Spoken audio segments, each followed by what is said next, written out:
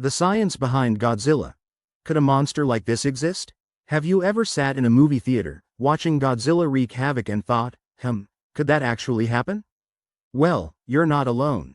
Today, we're diving into the science behind the king of monsters himself. We're exploring whether a creature like Godzilla could exist in the real world. Before we get into the nuts and bolts of giant monsters, let's take a quick trip back to 1954. That's when Godzilla first appeared on the big screen in Japan. Godzilla was a symbol, a metaphor for the devastating impact of nuclear weapons after World War II. Filmmakers used him to express a nation's fears and anxieties. Over the years, Godzilla's character has evolved. In some films, he's a villain, a force of destruction. In others, he's a protector, even a hero, defending Earth from other threats. His transformation mirrors societal changes and how our fears have shifted over time. Let's talk about the big guy's size. Depending on the movie, Godzilla can stand from 50 meters to over 100 meters tall. That's taller than the Statue of Liberty and almost as tall as the Eiffel Tower. But here's where science plays a role: the square cube law. The square cube law states that as a creature grows, its volume and mass increase faster than its surface area. If Godzilla doubles in height, his weight increases by a factor of 8. His bones and muscles would need to be incredibly strong just to keep him from collapsing under his own weight. Let's dive deeper into Godzilla's biology. For him to stand and move, his skeletal structure would need to be made of some super strong material. Maybe something akin to titanium or an unknown, super dense biological material. And for muscles, Godzilla would require an immense amount of muscle mass. Godzilla's gotta eat, right? Scientists estimate that large dinosaurs needed around 100,000 calories a day.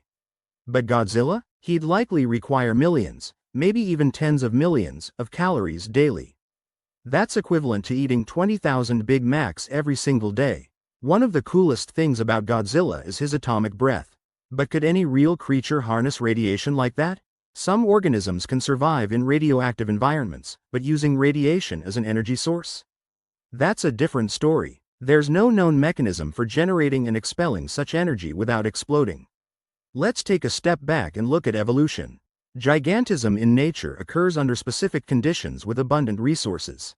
But even then, gravity sets a hard limit on how big land animals can get. Larger creatures require more energy and support for their weight. How does Godzilla compare to real-life giants? The blue whale is the largest known animal, reaching up to 30 meters in length and weighing around 150 tons. On land, the largest known animals were sauropod dinosaurs, reaching lengths of 40 meters and weights of 70 tons. Godzilla would outweigh these creatures significantly. Imagine if Godzilla existed. The environmental consequences would be extreme. His presence would cause destruction, triggering earthquakes and devastating ecosystems. For humans, cities would be flattened and infrastructure obliterated. Could future advancements in genetics make a creature like Godzilla possible?